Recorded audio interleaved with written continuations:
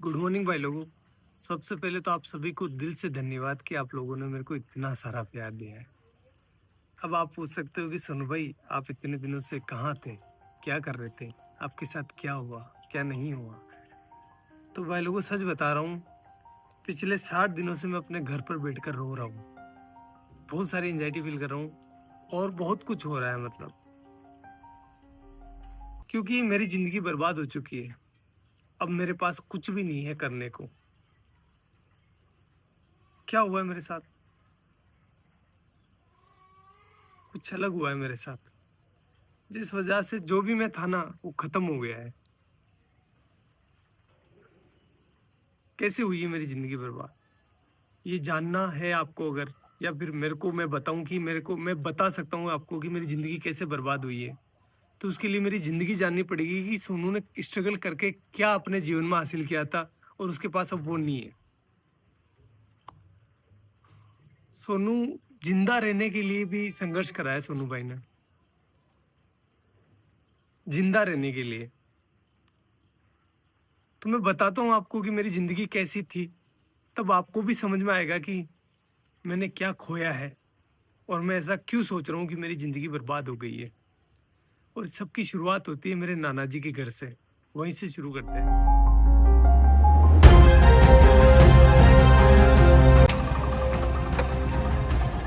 Guys, ये है मेरे नाना नानी का घर, जहां पर मेरा जन्म हुआ था। चलो अंदर चलकर देखते हैं कौन कौन है।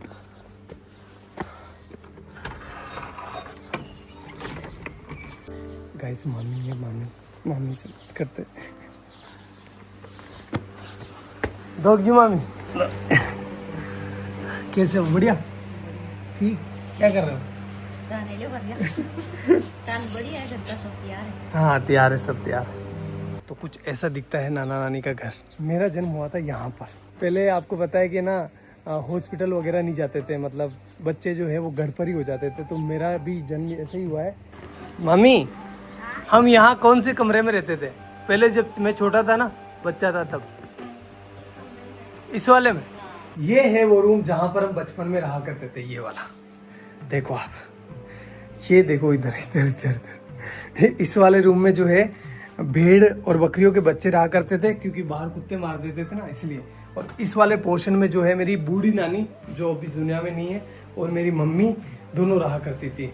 और यहीं पर हम जो है पले बड़े हुए हैं। एक्चुअली में हुआ क्या था गाइस कि यार, वो एल्कोहलिक थे, थोड़ा सा उनकी हैबिट थी कि उनको नशा लग गया था। तो फिर वो हमारी टेक केयर नहीं कर पा रहे थे अच्छे से। तो नाना नानी ने ये रिस्पॉन्सिबिलिटी ली कि हम जो है इन बच्चों को पालेंगे, अदरवाइज इनका क्या होगा। तो उन्होंने हमें यहाँ लेकर आए और यहीं पर जो है मम्मी अपना काम करती थी, साथ ही साथ हमारा पालन पोषण यहीं हो रहा था। तो मैं एक लाइन बोल सकता हूँ कि अगर मेरे नाना नानी नहीं होते ना, तो आज मैं या फिर मेरे बहन भाई हो सकता है कि इस दुनिया में नहीं होते। गाइस देखो, नाना जी का गांव कितना प्यारा है। खैर, फिर वो टाइम आया जब हमें ये घर छोड़ना पड़ा, क्योंकि यार गाइस देखो, नाना नानी कब तक पालेंगे, उनकी खुद की भी कोई जिम्मेदारी है, इसलिए फिर हमें यहाँ से जाना पड़ा। चलो अपन भी चलते हैं, लेकिन उससे आशीर्वाद ले लेते हैं। चलो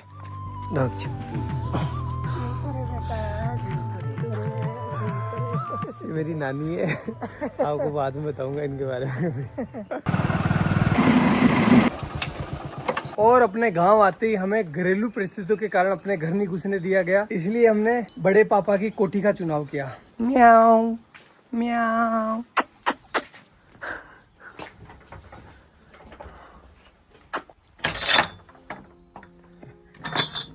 तो भाई लोगों, ये है हमारी कोठी, जहां पर हम 2 साल रुके थे। तो अगर मैं अपने 2 हाथ फैलाऊं ना, इतना ही डिस्टेंस है, ज्यादा नहीं है। इतनी ही इसकी लंबाई है और इतनी ही इसकी चौड़ाई है, ये देखो।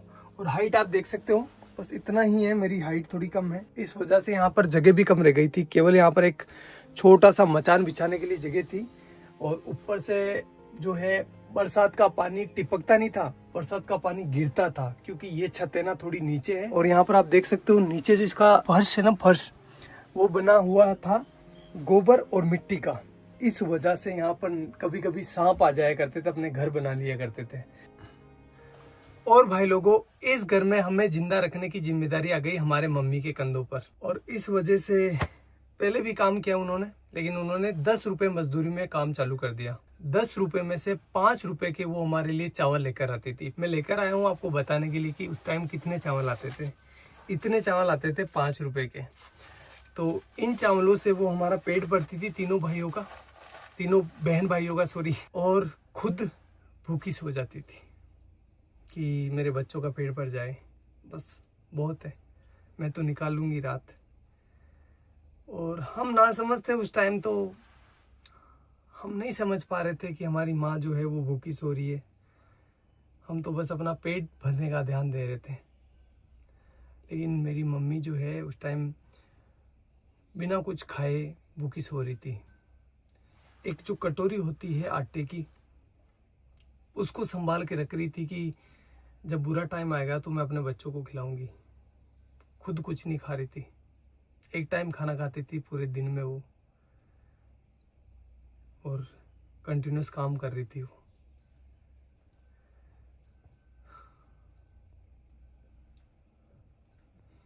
और ये सारी चीज़ें हम बच्चे नहीं समझ पा रहे थे, हमारा माइंड उतना डेवलप नहीं था कि हम ये इतनी भारी चीज़ें समझ पाए। हम तो अपना पेट भरते, खेलते और अच्छे थे।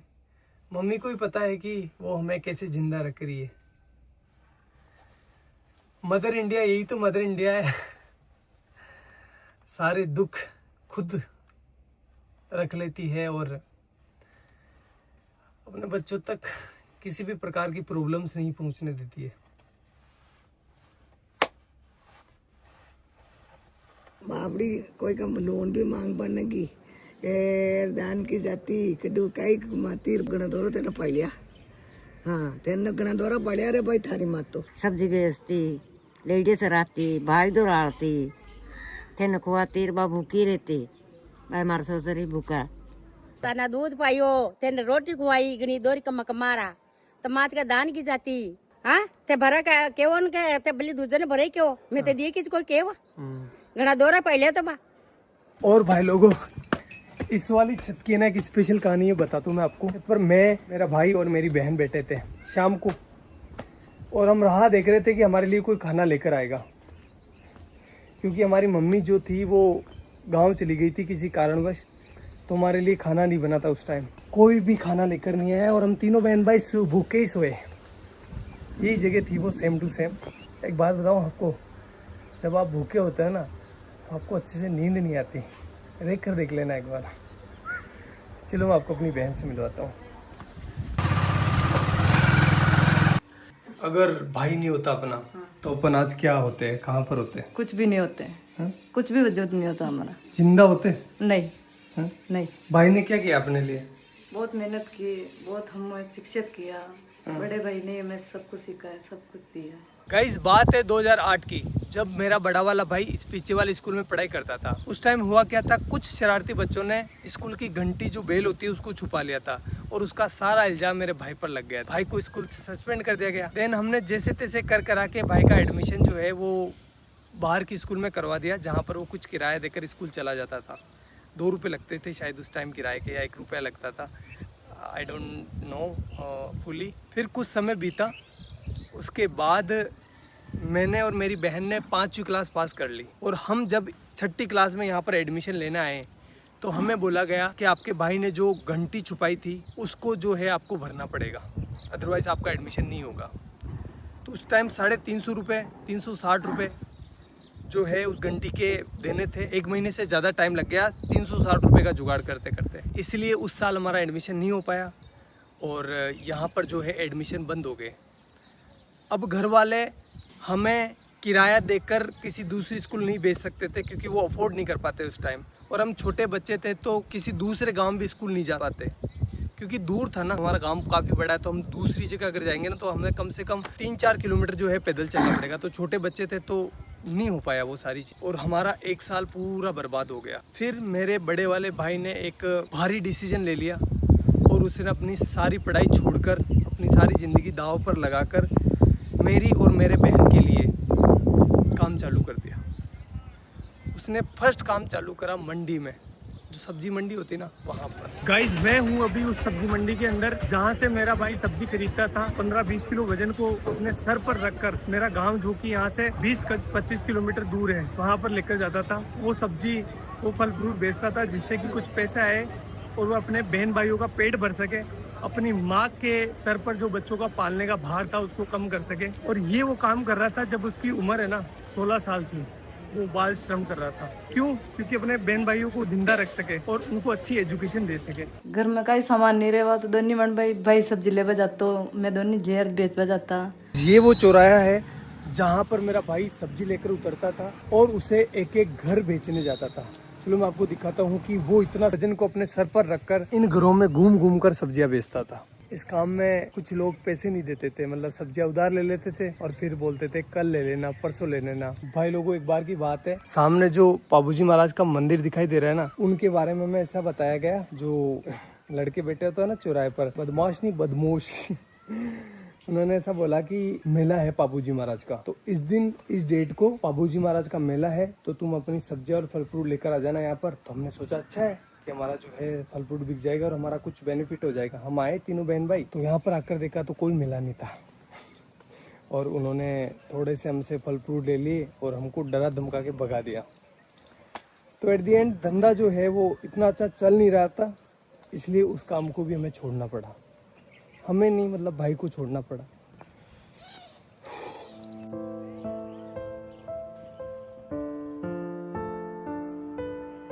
और गाइस फिर मेरे भाई ने खिलौनों की दुकान पर काम चालू कर दिया, जहां पर उनकी सैलरी थी 50 रुपए पर डे, यानी 1500 रुपए पर मंथ।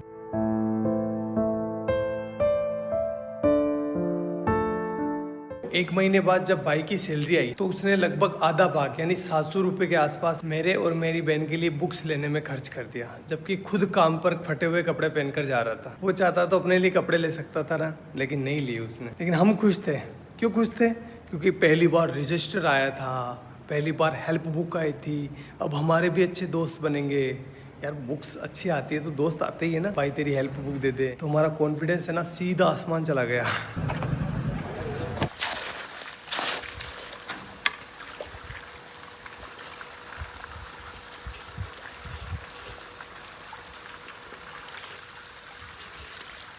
भाई लोगों अब मेरी बारी थी, जो भी मैंने लिया है ना उसको वापस रिटर्न करने की, इसलिए मैं काम करने लग गया।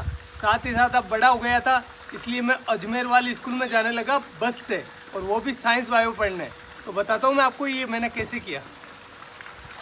गाइस ये जो सामने सीमेंट की फैक्ट्री देख रहे हो ना, इसकी दीवार बनाई है ये वाली, ये गाइस ये मैंने अपने हाथों से डलवाई है। अब तो खराब भी होने लग गई, बताओ ये। भाग भाग सोनू भाग भाग भाग भाग।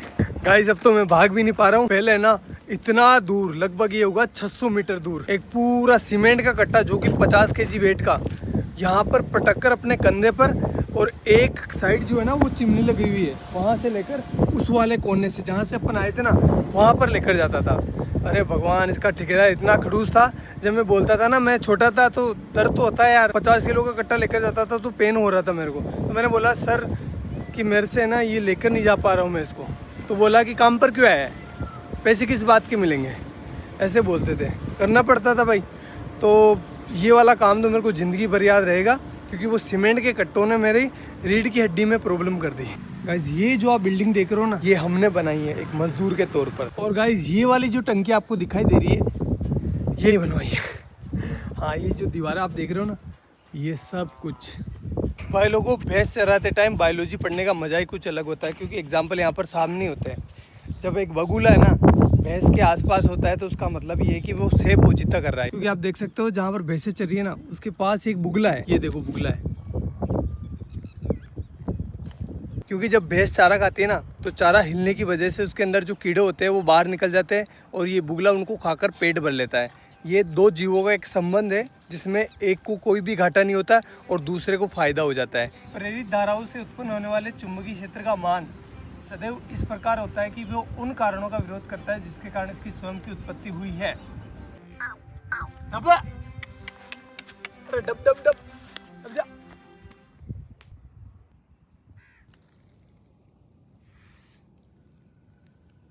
अब भाई लोगों अब रिजल्ट का टाइम, लेकिन वो मैं यहाँ नहीं बताऊंगा, मैं बताऊंगा उस वाले पहाड़ के ऊपर। तो चलो चलते हैं। अरे काटी काटे है तो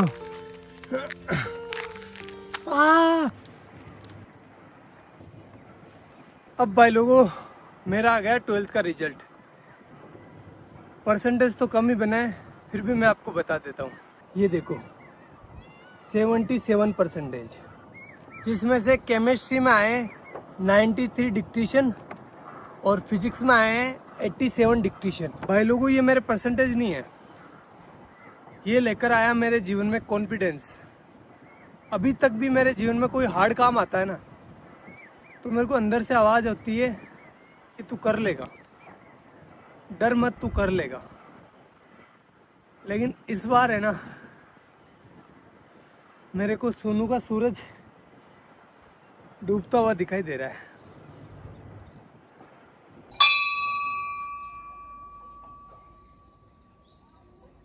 भाई लोगों अब मैं टीचर बन चुका था, चलो क्लास लेकर आते हैं। हाइजेनबर्ग का अनसर्टेनिटी प्रिंसिपल, जिसके बारे में अपन बात करने वाले हैं। ठीक है, चलो बताओ कहाँ पर जाकर गिरेगा। कि जब एक मार्कर मेरे हाथ से निकला ना, तो ऑटोमेटिकली आपकी नजर जो है मार्कर के ऊपर होती हुई आपको पता चल गया कि मार्कर कहाँ जा रहा है। इसकी पोजीशन पहले ये कहाँ पर है वो पता है, और इसकी स्पीड पता है, और ये किस डायरेक्शन में जा रहा है पता है, तो अपन इसका पाथ डिसाइड कर सकते हैं। एक इलेक्ट्रॉन को ये वरदान दिया है, भगवान ने ऐसा हाथ रखा, जा बेटा जा, इस दुनिया में जा, और तेरी है ना कोई इंसान एक टाइम पर ना तो तेरी पोजीशन मतलब दोनों का एक साथ पता नहीं कर सकता।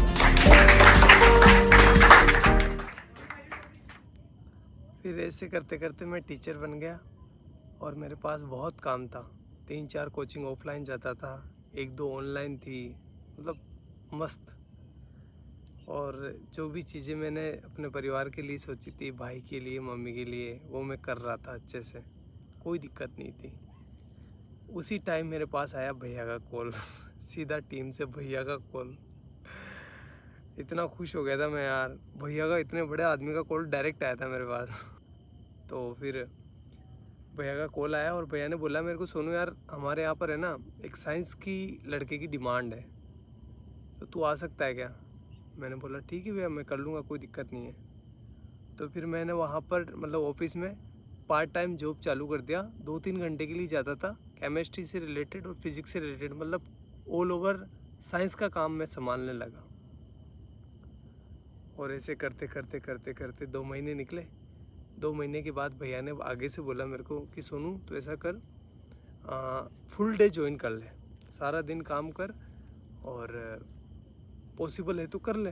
घर वालों से बात करी, घर वालों ने, मेरे बड़े वाले भाई से मैंने पूछा तो उसने कहा कि यार देख तू ज्वाइन कर ले, कोई दिक्कत नहीं, अपने ही गांव के तो कोई प्रॉब्लम नहीं होगी। मैंने कहा ठीक है कर लेता हूँ, इसमें क्या दिक्कत है, आपने बोल दिया तो वो सब आपसे आगे क्या है, कोई नहीं, कुछ नहीं है। ऐसा करके मैंने टीम को ज्वाइन कर लिया, और फिर मेरा अच्छा शानदार टाइम आया। मैं बहुत अच्छा काम कर रहा था सभी चीज़ों में, मतलब पहले मैं साइंस से जुड़ा था, लेकिन अब मैं जो है ना वीडियो का एडिशन हो गया, और भी बहुत सारी चीज़ें हो गई। कैमरा के पीछे बहुत सारी चीज़ें चलती है ना, मतलब पत्थर उठाना खड्डे खोदना, सारे काम जो भी हो सकता है सब कुछ कर रहा था। Everything I can do, I do that. Best चल रहा था, कोई प्रॉब्लम नहीं थी, अच्छी चीज़ें हो रही थी, शानदार, हर एक चीज़ में शानदार एफर्ट लगा रहा था। जो मतलब एक वीडियो आपको लगता है कि बहुत इजी होता है, लेकिन इजी नहीं होता, बहुत हार्ड काम है एक वीडियो को बनाना। जैसे एग्जांपल के तौर पर मैं बोलूँ तो जो बनाना है ना, बनाना से पोटेशियम निकाला था, आपको याद होगा, वो 20-23 मिनट की वीडियो थी, अच्छी भी चली थी वो वीडियो। उस वीडियो को मैं संभाल रहा था पीछे, उसका सारा केमिस्ट्री मैं संभाल रहा था। उस वीडियो को गाइस शूट करते करते 2 से 3 महीने निकल गए, इतना एफर्ट लगाया इस पर, और वो वीडियो चली भी सही, आपका प्यार भी दिखा उसमें। तो ये तो एक एग्जांपल है, बाकी बहुत सारे काम किए, जैसे डायमंड वाला, और भी बहुत सारे साइंस के सारे प्रोजेक्ट थे ना, वो मैं हैंडल करता था बिहाइंड द कैमरा, और चीज़ें अच्छी चल रही थी, मतलब कोई दिक्कत नहीं था, सब कुछ शानदार था। मैं सारे कंपनी के रूल एंड रेगुलेशंस फॉलो कर रहा था, मेरी अटेंडेंस की भी कमी नहीं थी, हर एक चीज़ बेस्ट थी। और मैं भैया की इतनी रेस्पेक्ट करता हूँ, आज भी करता हूँ, कि भैया के सामने कभी ऐसा टाइम था मैं चेयर पर नहीं बैठता था, मतलब मुझे लगता था कि नहीं मेरी औकात नहीं इनके बराबर बैठने की। और आज तक मैं उनसे हैंडशेक नहीं करता। जब भी वो कुछ अच्छी चीज़ करते ना तो वो हैंडशेक करते थे, मैंने मतलब मेरा ऐसा था कि नहीं यार भैया से हैंडशेक कैसे कर सकते हैं अपन। मैं उनके पैर छूता था, इतनी इस लेवल पर रिस्पेक्ट कर रहा था मैं। सब कुछ चीज़ें शानदार चल रही थी, कोई भी प्रॉब्लम नहीं थी किसी भी प्रकार से। अभी 2-3 महीने पहले ही मेरे साथ कुछ ऐसा हुआ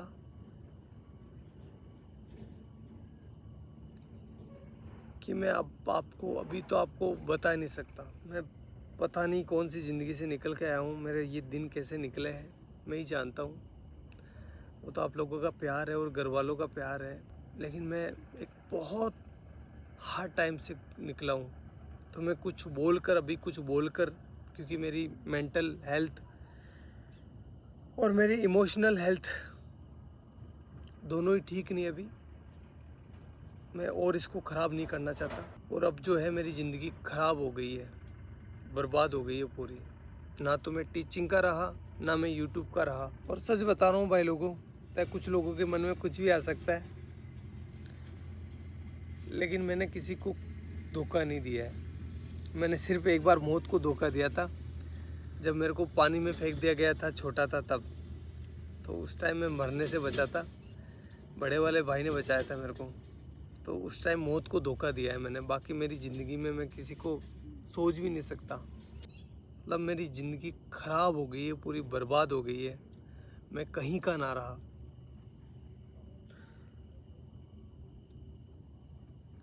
लेकिन घर वालों को वो चीज़ें नहीं दिखा सकता मैं। वो मेरी वजह से परेशान हो रहे थे, और आगे से मैं रहूँगा भी नहीं। ना तो आपके सामने रहूँगा, ना घर वालों के सामने रहूँगा। और साल भर तक मैं ट्राई करूँगा, अगर मेरे से ये हो जाता तो ठीक, अदरवाइज़ मैं जो है वापस अपने एजुकेशन फील्ड में चला जाऊँगा।